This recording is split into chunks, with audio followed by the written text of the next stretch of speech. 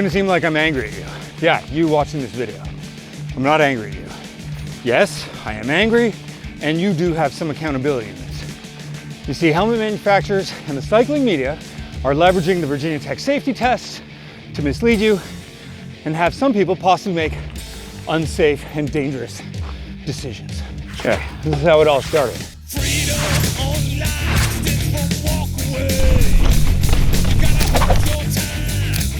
Some marketing department somewhere saw that they got 5 stars on the Virginia Tech safety test and then decided to slap that on all the marketing and all the boxes.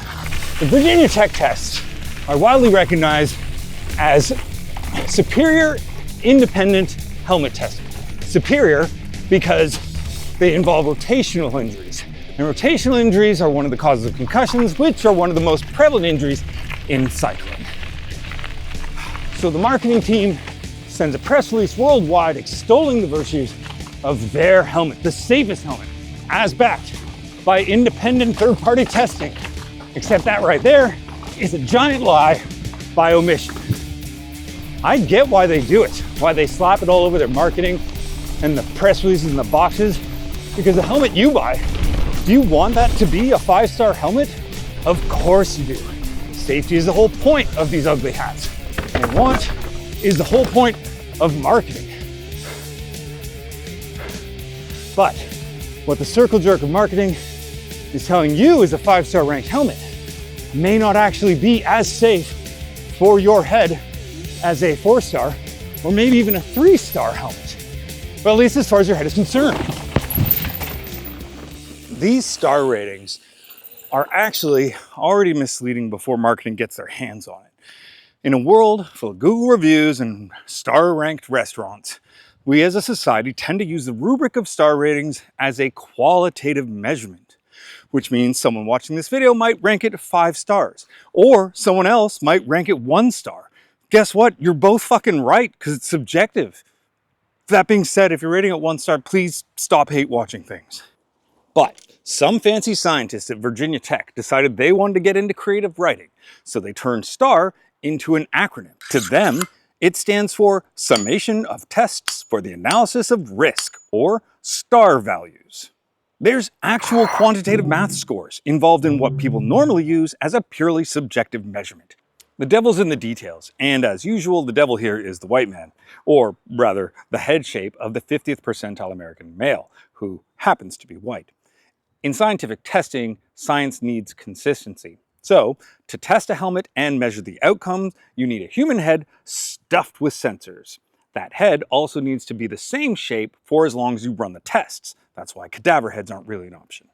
This head stuffed with sensors is called a head form, and the Virginia Tech bicycle helmet ratings use a medium NOxy head form, a well-established tool in anthropometric testing.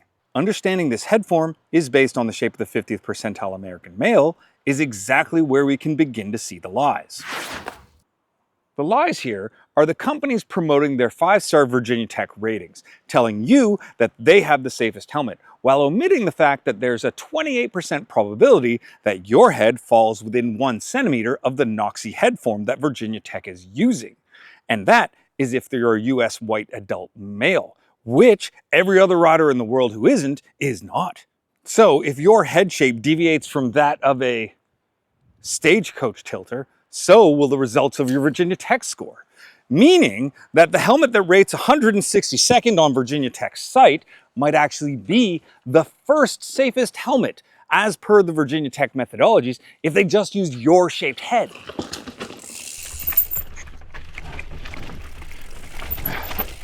You can get a concussion with less force than you can get a fracture. Traditional testing only tests linear impact, which leads to skull fracture, which is almost a guaranteed concussion.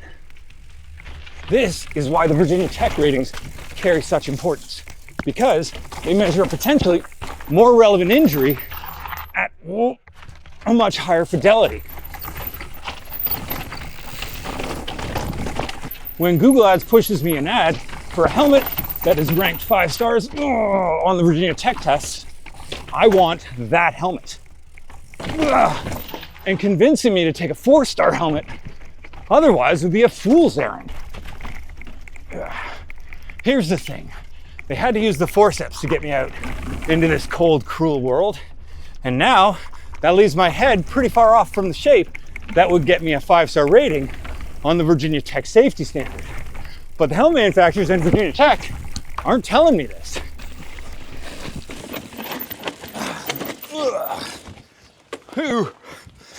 There's this fallacy about these satisfying to click adjustable things on the back of our helmet, that they're there to dial in the fit of the helmet, and that's not the case. They're actually a retention device specifically, not a fit device. They have a simple job, and it's to make sure that as you go sliding down the road or trail, the correct part of the head is in the correct part of the helmet. Beyond retention, there's another purpose these things serve, and that is to make manufacturers more money. You see, the more head sizes you can fit into a single shell size, the more money you make. There's this whole thing about vanity sizing, which is why you don't see extra large helmets anymore, except the Clydesdale category of rider didn't go anywhere. So that's a different rant and ride. Ride and rant. With the improvement in retention devices over the years, manufacturers can now convince a wider range of buyers that their helmet fits them. Take, for example, the Bell Super Air. There is, in each helmet size, a 5-centimeter adjustment of the retention system to accommodate for different size heads. That's potentially a 2-inch difference in fit in the same helmet. That will not result in riders at either end of the size spectrum getting the same score on the Virginia Tech star ratings. And all these assumptions are still based around the fact that maybe these riders have the exact same dimensions head as the Noxie head form, just scaled smaller or larger. When Seth over at Burn Peak, who I have a lot of respect for in terms of how he does things, covered the Virginia Tech ratings, the Specialized Tactic was the 3rd best rated helmet. Except Specialized has 2 different fit shapes in that helmet, oval and round. The Virginia Tech website doesn't actually say which version it tested, so immediately that score can't be trusted at face value. Combine that with the fact that more than ever people are skipping the shop and buying online means that they don't have someone with the actual expertise to look at them and be like, Virginia Tech scores be damned, that helmet doesn't fit, and subsequently is less safe than that star rating would have you believe. Boosh. I understand why marketing departments want to brag about a 5-star rating. It's like bragging about having a 12-inch d. However, what's the point of having a 12-inch d if it's uncomfortable and doesn't fit anywhere? Ooh.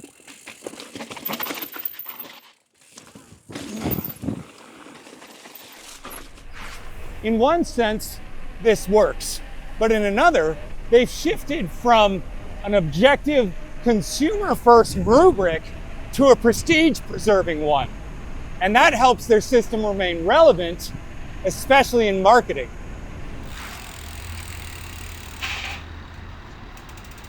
If you were to go into a reputable bike shop and buy a helmet from a company that is reputable, make sure it fits properly, the chances are that it would rank 5 stars on the Virginia Tech test ratings for your head are pretty high.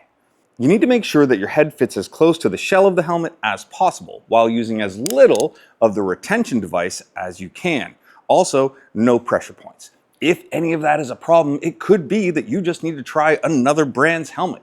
Perhaps you have a Troy Lee end, or maybe you're a Bell end. So what does this mean for the Virginia Tech studies? Does it mean that it's marketing bullshit? No, it's good science. It's accurate data that accurately assesses the risk of concussion in certain situations. However, it would behoove people to look past the marketing and the crap journalism that says you need a helmet with 5-star rankings to more independently think about how a helmet fits. Through the marketing and journalism, the Virginia Tech star ratings are being turned into the deciding factor rather than a factor when it comes to consumers going to buy a helmet. And that might be leading them to make a less safe decision. There are 2 things that matter when it comes to buying a helmet: fit and then features. Safety is a feature. If it's not fitting properly, it's not safe and is subsequently just an ugly hat. Thanks for sticking around and watching. I hope you appreciate that I have some opinions on these ugly hats we wear. and I don't think this one's ugly. That's subjective. Anyways, it's probably due to a swelling in the moral and religious sentiments area of the brain, or, you know, specifically the conscientiousness and the justice and integrity place. I don't know, I'm not a phrenologist, but please stick around, like, subscribe, and hopefully we get a chance to bring you more opinions about things that I think are bullshit.